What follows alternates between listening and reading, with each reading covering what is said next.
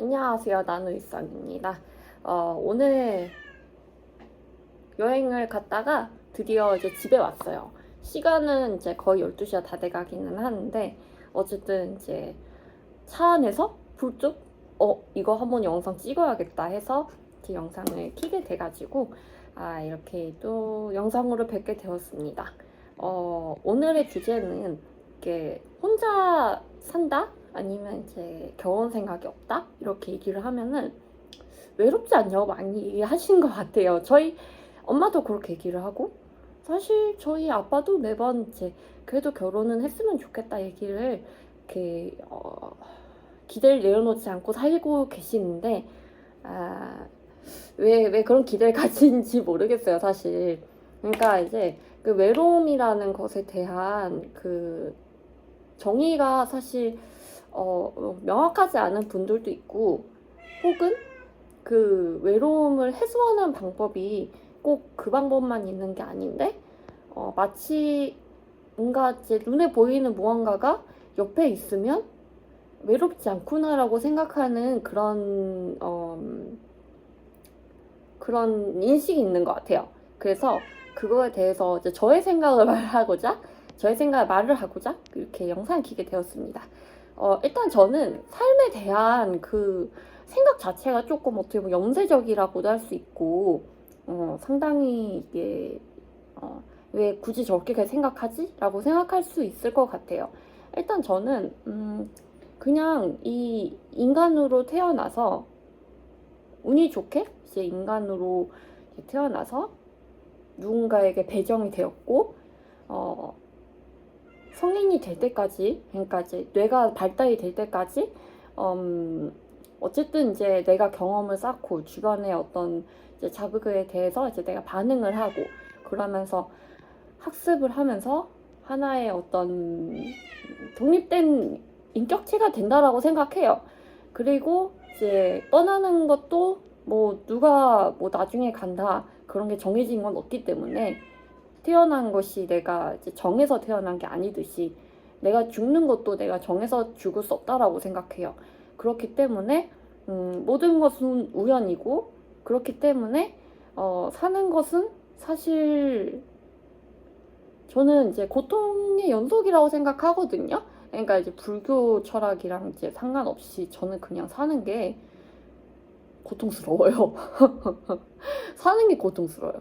그러니까 매일매일 이 몸뚱아리를 영위하기 위해서 집세를 내야 되고, 내가 생활비를 벌어서 밥을 계속 먹여야 되고, 내 고양이를 키우기 위해서 고양이 밥도 사고 고양이한테 필요한 이런 정서적인 것도 해줘야 되고, 나에 대한 정서적인 것도 스스로 해야 되는 거예요.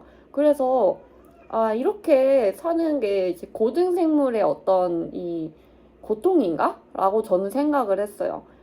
저는 다시 태어난다면 돌로 태어났다라고 초등학생 때부터 얘기했던 사람이에요. 왜냐면 돌은 생각을 안 해도 되고, 어려움을 겪을 필요가 없고, 그리고 이제 일단 신경세포가 없기 때문에 고통을 인식하지 못한다. 그리고 자연스럽게 풍화되어서 점점 모래로 되어가는 과정에서 뭐 그렇게 연민을 느낄 것도 없고, 그냥 그렇게 존재하는 그 상태가 너무 완벽해 보였어요. 그래서 나는 다시 태어난다면 돌로 태어날래 라고 얘기를 했더니 부모님이 세상에 너무 걱정을 하시는 거예요. 그래서 아니 왜 걱정을 하시지? 라고 생각했어요. 왜냐하면 나는 이제 어릴 때부터 나는 왜 인간을 태어나서 왜 이런 고난을 겪고 이런 사회적인 발달 과정을 겪어야 하며, 난 왜 이렇게 살아야 되지? 라는 생각을 굉장히 오래 했는데, 그렇기 때문에 죽음에 대해서 똑같아요. 어차피 죽을 거라면 나는 죽었을 때 사람들이, 적어도 저 나누이상이라는 사람이 본인의 삶에서 충족을 하면서 이제 행복하게 살다가 죽었구나, 그렇게 생각했으면 좋겠는 거예요. 그리고 내가 후회가 없었으면 좋겠어요, 솔직히. 그래서 저는 후회 없는 삶을 살기 위해서 정말 부단히 노력하고 있고, 후회 없는 삶이라는 것은 이제 나의 기준이에요. 그래서 내 기준에서 내가 뭐 행복하진 않지만 나쁘지 않은 하루들이 한 80% 정도는 되고, 그 나쁘지 않은 하루가 아닌 그런 날들에서 내가 배우는 것들이 있고, 그러면서 내가 성장한다면 나는 이게 그냥 행복한 삶일 것 같다 라고 지금 저 스스로 생각을 하고 살아가고 있어요. 저는 그 과정에서 외로움도 결국에는 같은 맥락이라고 생각해요. 삶이 고통이고, 고통 속에서 이제 어떻게든 부단히 살아나고자 노력하면서 살듯이 외로움도 같이 사나? 동거인이 있으나? 고양이가 있으나? 나 혼자 있으나? 외로운 건 똑같아요.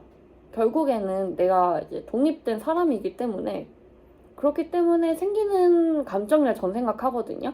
뭐 누가 제 마음을 100% 이해를 하고, 저에게 이제 엄마도 아닌데, 엄마도 그런 의무는 없지만 엄마도 아닌데 나한테 모든 것을 쏟아 부어주고, 뭐 너는 좋은 사람이야, 뭐 괜찮아, 뭐 힘들지만 괜찮아, 이겨낼 수 있어, 이런 얘기를 누가 옆에서 항상 해주겠어요. 그거는 너무 당연한 거예요. 그리고 그런 삶은 저는 역경을 이겨내서 본인이 이제 단단해질 수 있는 경험을 하기엔 좀 이제 너무 온실이라 생각하거든요. 그래서 그거는 사실 이 사람한테 좋지가 않다라고 생각도 해요. 사람이 어느 정도는 이제 내가 단단해지고 스스로 이제 만들어 나간 경험을 해야지 이제 옆에서 도와주는 사람이 없어도 살아갈 수 있는 거잖아요. 그래서 이제 이 사람이 이런 외로움이라던가 고통에 대한 근성을 키우는 건 굉장히 중요한 거고, 예. 그래서 저는 이 외로움이라는 이 감정 자체가 사람도 어떻게 정의를 하는지에 따라 다르겠지만, 전 사실 디레랑 있으면서도 굉장히 외로워요. 디레는 그냥 솔직히 얘기하면 디레는 그냥 이제 동물이잖아요. 그리고 이제 본인이 지금처럼 이제 울면서 나의 관심을 끌기도 하지만, 그냥 자기가 이제 관심 없으면 귀찮아해요. 그럴 때 저는 이제 관심을 원하는 상황이라면 얼마나 외로워요. 저는 이제 가족이랑도 살 때도 외로움을 느껴왔었고, 나라는 존재 자체가 사람들 속에 있지만 사람들 속에 완전히 소속될 수 없는 사람이라는 거를 이미 예전부터 알고 있었어요. 그래서 외로움이라는 것을 내가 정의를 할 때는 내가 존재하지 않는 사람처럼 아무것도 영향을 끼치지 못하고 미물처럼 이제 그냥 존재만 하는 그런 상황이라고 생각하고, 그러니까 이제 내가 무언가를 이루고 싶은데 그거를 이루지 못한 이제 주변 상황이 있다든지, 아니 뭔가 내 마음을 전달하고 싶은데 통하지 않는다든지, 그럴 때 저는 이제 외롭다 라고 생각하는 것 같아요. 그 외로움이랑 불행함은 또 다른 개념이라고 전 생각해요. 그러니까 행복이라는 것도 정의하기에 따라 다르겠죠. 그래서 어쨌든 감정도 정의하는 것이 다르고, 그리고 그것에 대한 그 정의도 이 사람의 가치에 따라 굉장히 달라지는 것 같아요. 그래서 저는 이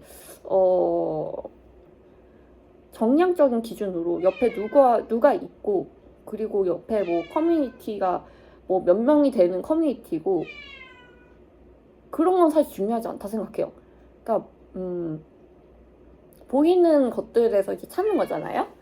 개수에서 찾는 거고. 근데 사실 이제 양보다 질이 더 중요한 게 저는 외로움을 해소하는 그 대인관계라고 생각을 하거든요.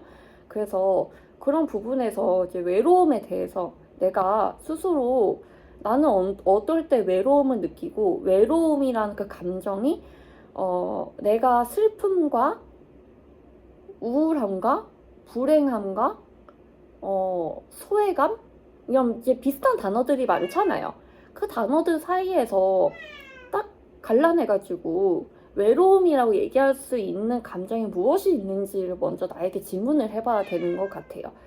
그래서 이제 외로움이 무엇인가에 대해서 이제 충분히 생각을 한 다음에, 그 다음에 내가 뭔가 이 외로움을 해결하기 위해서 무엇을 해야 되는가를 생각할 수 있는 거 아닌가? 라고 생각이 듭니다. 그러니까 제가 굉장히 철학적이죠, 사실. 저는 되게 철학적인 사람이에요.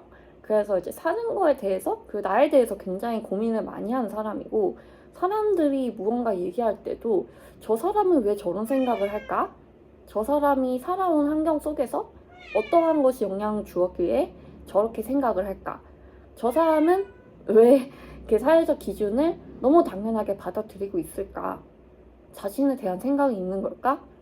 라는 생각을 하는데, 저는 그런 생각을 많이 할 만큼